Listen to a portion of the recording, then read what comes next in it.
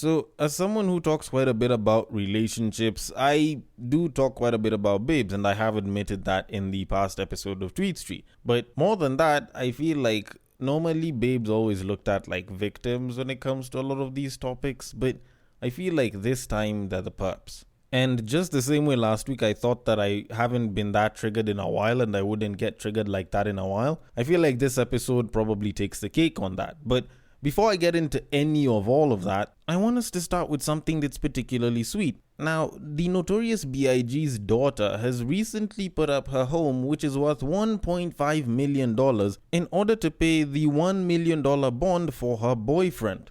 Now, let's be particularly honest about something. It's not like that's something that too many babes can do. And considering that the average woman nowadays would not bother to do anything near to that point, it is one more reason that we can say that she is quite literally sicker than our average.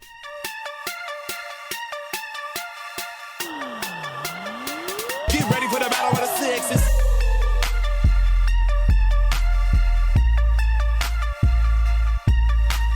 Yeah, I was kind of looking for that pun, and yes, it was a little on the nose and everything, but it is actually particularly true. And probably Notorious B.I.G. is turning in his grave, but who the fuck cares?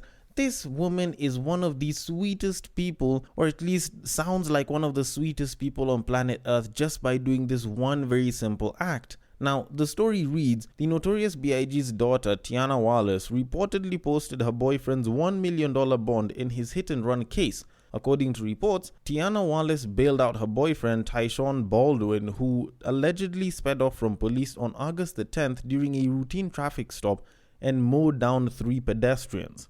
And let's be pretty straight up here, I honestly feel like if any one of, say, probably about 90-95% of babes were told this story and they were asked what they do, most of them would have said, you know what, I just leave the nigga. Like, I wouldn't bother myself with this case. Why the hell do I have to, go and sacrifice so much for something that he did foolishly? It was a routine traffic stop, blah, blah, blah. But you look at what she did. Like, honestly, how many niggas would actually trust that their babes would actually come through for them like this? And even for the babes, how many of you guys would think that you'd ever come through like this for your partner? Or even any of your friends would sort of do the same thing for their partner? Like, 9 times out of 10 you'll find that such shit, like that shit died in like the 60s and shit. People aren't going all out in marriages and relationships. Like, there's currently this problem in Kenya where babes have like all this money and like assets and the guy is struggling, and shorties aren't even doing fuck all to help the guy. As long as their wealth is kept secret and the man knows nothing about it, whether this guy is struggling or not, she will do nothing in the name of helping out. She will do nothing in the name of trying to show that she actually has the money and the means to actually help the family out. So, like, if babes are doing that right now, and this is with like 8-figure fortunes here in Kenya, what would make you think that they'd actually do the same exact thing if the husband was actually like arrested and like taken to prison or some shit? They'd pretty much just say, I don't have money now, what will we do? And then they pretty much just look at you and then shit kind of goes sideways. Which is why, let's be very honest, most babes who'd hear a story about this, they would probably admit that she is sicker than your average. The only thing is, the way they mean it, she's probably mentally sicker than your average woman.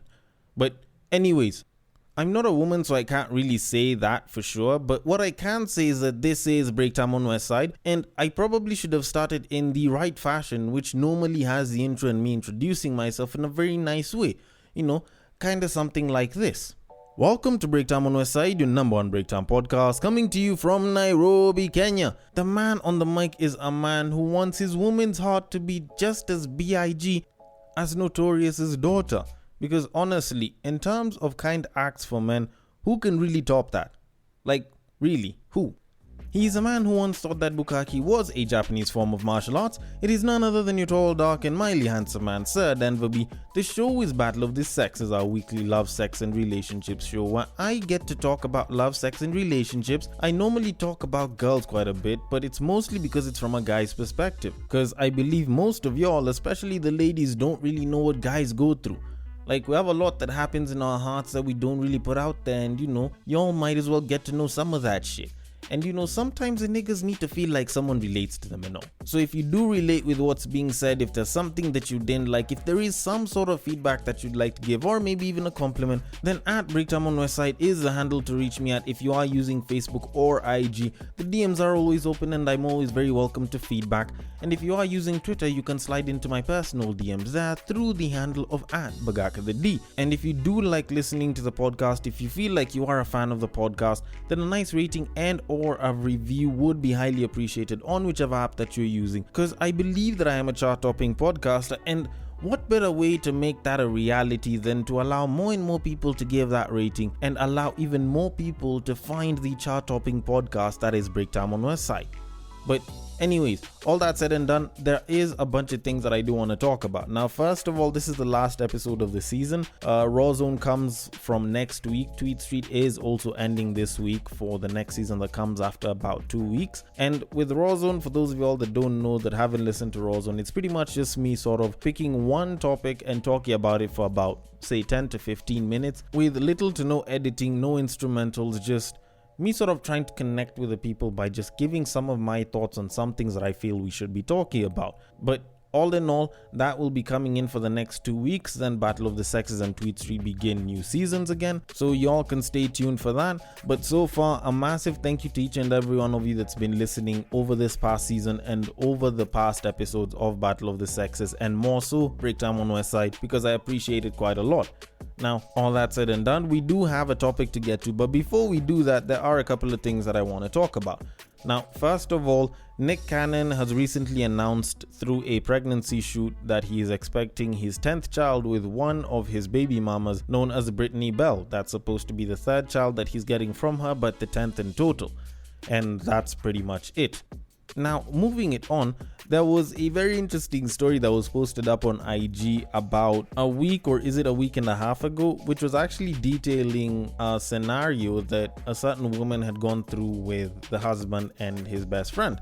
Now, this babe was complaining about how the husband and the best friend usually travel quite a bit and she's usually left and she wanted to be brought along. And there was sort of a bit of a rude awakening that came through in the comment section. I'm going to read the story for you. And she says, and I quote, "My husband and I haven't been on a trip out of the country for years, while he goes every year with his best friend. His reasons for going with him is because they both go to attend sporting events. This year, my husband told me I could go with him and his friends since they were visiting a new destination. He paid for my ticket and everything else since I'm a stay-at-home mom and I have no job. The kids were left with my mom. However, when I found out that he had booked first class for himself and his friend while I got economy, I just couldn't hold my tongue. I confronted him about it and he at first refused to discuss. Then when the argument got heated, he yelled, 'I paid for your ticket. Isn't that enough?' Then kept on about how I should stop acting like I was quote-unquote royalty, and that if I come to think about it, even economy is fine for me since I quote-unquote technically don't work anyway. I cried because of what he said but decided just not to go altogether. He changed his tone and started begging me to just go with what he planned, but I declined. I went to pick the kids from my mom's house and he came back 3 hours later huffing and puffing about what happened. His friend sent me a text calling me entitled and said this was the reason why he didn't want my husband to take me with them, and I just proved his point. I did not respond, but I blocked him since he's gotten increasingly rude over the past few months. He, my husband, said I keep crying about being excluded and this is what happens when he finally decides to include me." Ooh, I don't know. Should someone tell Shorty? Cause come on, bruh, like, don't you think it is what it is? Like, your guess is probably just as good as mine. Like, how the hell is it that two niggas always go to different locations for quote-unquote sporting events together? No other niggas added. It's just two regular dudes just going together. Look, I'm not saying that they're gay. I'm not saying that they probably shag, but you're probably thinking the same exact thing as well. Like, it's not me, it's you. Honestly, it's you, it's not me. Because if you started with the end of the story and then came back, so you started with like the end where you know the friend was getting increasingly rude over the past couple of months, and then you went to the part where these guys have been going on trips together, then you'd have probably filled in most of those dots. And then, you know, the first class and then you're in economy bit would have probably sealed the deal, because I feel like most guys that are interested in a particular sport will sort of always move together. It's never usually just two people. It'll be two people and then it becomes four and then it becomes five and then it becomes seven, and it's entirely like a crew of guys that'll move together. But I've rarely ever heard of people saying that, you know what, it's just me and my homie and we're just doing it as just the two of us. Because at some point, you kind of have to ask yourself, what would drive my man, my husband, my significant other, as some people would call it, my better half, as some other people would probably like to refer to their mates? What would make my husband pay for first class with his friend, but choose to pay for economy for me? Isn't there something that they want to do together in first class that they don't want me to partake in when I'm in economy? Like, wouldn't it be more romantic if I got first class for me and Shorty and then my friend got himself business class? Like, I'm not saying that they're doing it, I'm just saying that you think they are. Because honestly, if you're in such a situation, you probably have to ask, which one out of you and the friend is the actual partner to your husband. Because clearly, it seems like the partner who is getting the first class treatment is clearly the friend. Because I know there's the whole bros before hoes thing, but we never pull that shit with wives. Like, don't get me wrong, people will pull that shit on girlfriends, people will pull that shit on female friends, but never to this extent and never with a wife. Like, these are two extremes that are being pointed out that never mix up together unless there is something else that is underneath this entire story that needs to probably come out. But either way, I wish them all the best, and I will leave it at that because we have a main topic to discuss, so I will move it on to our main topic of today. Now, for the fans of Break Time on Westside who've been listening for a particularly long time, you guys remember that I used to do this series called Fan of a Fan. And one of the Fan of a Fan episodes that I did featured a sex and relationships therapist known as Maurice Madeka. Now, for people who do know or follow Maurice Madeka on IG, you know that he actually posts up some of the conversations that he has with quite a number of his clients on, stuff that relates to, sex and relationships and shit. And there was one that they were having recently about a viral video that's sort of been trending around Kenya of some two babes and a dude having sort of like a very nice steamy experience on a balcony, and they were being recorded, from like an aerial view by some other person. And the woman was busy talking about how, the man was in his second marriage and shit and blah blah blah, bunch of exposés and shit. And as he was replying and sort of condoning and defending the entire thing, he mentioned something that I found to be particularly interesting and mostly annoying for the most part.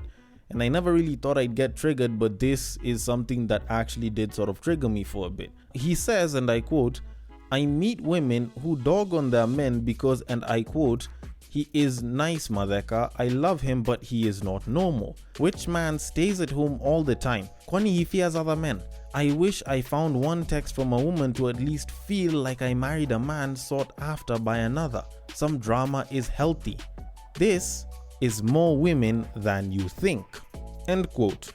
Now, when I kind of saw this, and I sort of just read it because weirdly enough, like, it was just one of those things that I was just scrolling past and I just accidentally sort of turned while I was busy trying to go to my inbox. And the moment I saw this, I felt something particularly just get me a little bit pissed off, because what the fuck?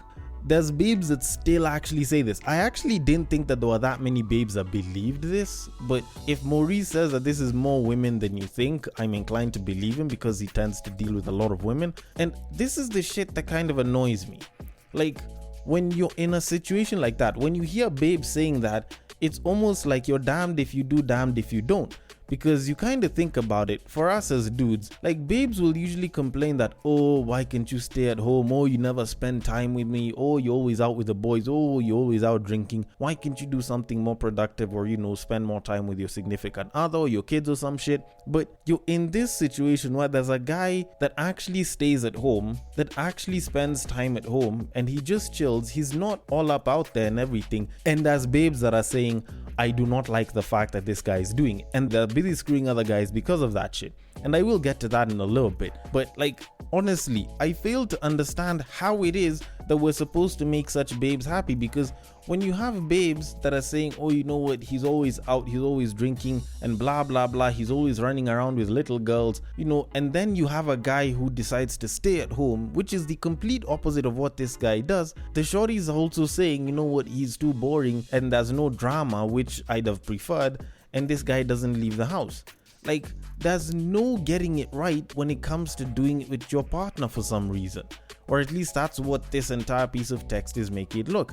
And I honestly do not get where this whole kind of high school mentality kind of tomfoolery is coming from. Because this was some shit that I'd have expected in high school. This is some shit that I'm used to hearing from like teenagers and people who sort of are still on that sort of high school phase, because it was normally in high school when people were busy looking at trying to date the finest babe that every guy talks about or wants to be with a guy that every babe is trying to be with. Like, you'd hear most of that shit coming out when people were in high school, not after people left high school. Yes, there were a bunch of guys that still, you know, talk such shit, and by all means, I had a homie in uni that used to do that, and I was even discussing roughly the same thing on Tweet Street last week, but I always treated that as more exception than rule, and I sort of always said that if you're a guy and you're still aiming for such shit, you're probably immature. There's still a bunch of growing that you need to do, or you need your self-esteem kind of checked for a little bit, because that's clearly a sign of low self-esteem. Why do you need the social validity of other people to affirm you that your partner is attractive, and yet the person who's supposed to determine attractiveness is you? Like, that's the same kind of shit that I was thinking of. But with the babes, like, this one almost doesn't make sense. Why do you need someone else to affirm your partner's attraction, and yet you're the one that said yes? It's most guys that are asking you if you'd like to be their girlfriend. You said yes. So what's there to affirm? Like, you're the one that chose to be with him. You're the one that opened your legs and let him shag. Like, why do you need that constant affirmation that you're with a hot partner? Like, didn't you and your friends give that approval and shit? And it is starting to make a little bit more sense why the other dilemma that I heard about some time back was seeming like such a hard thing for babes to sort of think through and sort of decide on, where supposedly babes were being asked if they went through their man's phone and they found that he's been texting other women but they've been rejecting him, would they leave him or not? And they were like, they don't know, because it's like, it's not like he's cheated, but it's sort of like he's cheated. So at the end of the day, it seemed a bit complicated for them. This sort of tries to put that into perspective to a certain degree. And the thing that I'm wondering is, why did most of this shit come from? Like, I thought people were just happy with the fact that they got the partner that they wanted. They wanted to be that partner, and they've pretty much chosen to settle down and, you know, like, live life as good, mature adults and shit. Then I kind of thought about it for a second. I started to hear most of this shit after reality TV came out. Now, of course, I am very welcome to having this debate with someone, and I'm very welcome to being wrong, because I exist at a time which is very sort of on reality TV and post reality TV, because reality TV came up when I was a kid and I was growing up and shit. So I'm very open to being wrong here. But I personally feel like reality TV drama is what made a lot of babes think that, you know, they're not having enough drama in their lives. You know, the gossip was there, but it's not like there's anything to stir up the drama to make the relationship more interesting and shit. But the reality of it is, a lot of that drama is very scripted and is planned by a producer, not by the characters that are on the reality TV show. So while there might be a pregnancy scare with a side chick, it doesn't necessarily mean that this guy has actually been doing it with a side chick. Plus, if it doesn't look like it's a particularly good storyline, it can just be shelved and even possibly deleted from the entire thing. That's not the same with life. But you know what? Let me not even overanalyze this. I actually have other questions to ask, because this entire scenario is particularly interesting. Now, on the text, it says, women who dog on their men because, and I quote, so essentially, these babes have actually been shagging other dudes while they have their niggas, and they're saying that they love the man, but blah, blah, blah. So let me just try and get this straight, or at least let me just try and see if I can get this straight from what it was that was said. And for the sake of concentration, let's just kill the instrumentals for a little bit, you know, just so that you can help me concentrate on this shit, okay? Alright, so let me get this straight. So you're telling me that this woman who claims to love her man, has been pretty much complaining that this man is quote unquote not normal because he doesn't leave the house and he doesn't have any random texts from a bunch of random babes trying to get with him or some shit. And so she's decided to go ahead and... Hold up, wait. Let me just try and get this one again. Right, let me just try and get this one properly. You're telling me that this woman who claims to love her man is complaining that the man who she could have chosen to be with or not to be with, who is her husband, stays in the house quite a bit, doesn't go out and chill with the boys all that much, isn't having a bunch of babes that are trying to shag him, or isn't trying to shag a bunch of babes, and that's a problem, so you're shagging other dudes because of it? What the fuck? What in the actual... How the fuck does any of this shit actually make sense? It makes absolutely fuck all sense. Like, there's zero logic around this. Like, this is why it's easier to talk about guys and cheating. Like, it's very easy to explain because we have fairly logical and, on a simpler level, emotional issues that we usually sort of bring out when it comes to cheating. You know, I saw a nice piece of ass, I was walking down the road, you know, I saw the ass, I was distracted by it, I slipped, I fell, landed inside the pussy. Simple. Makes sense. There was a little bit of lust, and, you know, that one's explainable. Or it's a case of I haven't been treated a certain way, I've been complaining to wifey, she hasn't been doing that shit. So when the secretary chose to do that shit for me and then some, you know, it looked like a pretty good proposition that was very hard to turn down. So, you know, I slipped and I fell into that shit, you know. But when you're talking about babes, yes, you can talk about how, oh, you know, there was this dude, blah, blah, blah. And, you know, I felt like I was falling and his dick was right there and my legs had split and I just landed there and, you know, he was all up inside by the time I already knew it. But how the fuck do you explain this other shit? Like, imagine being in a marriage counselor's office because, you know, probably the husband finds out and is like, oh, you know, we need counseling because of the kids and shit. And then you have to explain how it is that you ended up cheating on your mans, and then you start with, I don't like the fact that he's always at home and, you know, he's a great guy, but he's always at home reading and he doesn't go and chill with the boys, and there's no babes that are trying to DM him, so I went I shagged someone else. Like, I bet even the counselor's probably gonna have issues trying to factor that in. Like, it makes absolutely fuck all sense. And this is a pretty good part of the reason why guys will continue saying that we just can't understand women. Then last but not least, what's wrong with a quote unquote not a normal guy? Like, what's wrong with such a dude? Like, yes, he might be introverted, probably he's not really into sports like that, maybe he's kind of like me, doesn't drink, doesn't smoke and all, and he just prefers to chill at home. Like, I'm a pretty good example of someone who absolutely loves chilling at home. What's not normal about guys like those? Aren't they even better? And if anything, if you feel like I'm quote unquote not normal, then why don't you just go and be with one of the other niggas that is quote unquote normal? The ones that'll go out and drink, the ones that'll chill with the boys the entire time and pretty much stagger back into the house, the ones that are pretty much trying to bang a bunch of random babes out here, and you kind of get pissed off and you're losing your shit, and he's probably gotten one of them pregnant, or probably there's a side chick somewhere that he's been utilizing family resources to, you know, sort of keep going. Like, why don't you just go and be with that guy? Like, you already know he's a problem, but considering that you find his life to be more dramatic and you've been complaining that I don't have any drama in my life, why can't you just go and be with that guy? Like, that would probably make more sense, right? Because why choose to settle with safe, stable and dramaless, yet what you actually want is drama? Like, wouldn't you have been better off going for the drama until you're tired of the drama, then you go and you stick with safe and stable? And I guess that's what I am going to conclude by saying, if not asking in some way. Because if you're single right now, or if you're not married right now, you're possibly in a relationship and you feel like it's boring, why not just go for the one that carries all the drama? Why are you sort of trying to have both? Like, babes normally complain that we as guys usually like to have our cake and eat it, but isn't this a case of having your cake and eating it as well? Then on top of that, while you do complain about having your cake and eating it, you also complain that we're not actually trying to have our cake and eat it at the same time. So my question is, what exactly do the babes want? And I know y'all usually say, oh, you know, we don't want that completely. Oh, you know, want a bit of this and a bit of that and a bit of this. And we want him available, but we don't want him too available. And we want him to, you know, to be attracted to girls, but not to sleep with any of them. So he should just probably flirt or some shit. And we want the guy to have time for us, but we also want him to be a very busy and, you know, hardworking man and shit. Like, honestly, y'all need to start figuring your shit out. Go ahead, take some time off before you marry.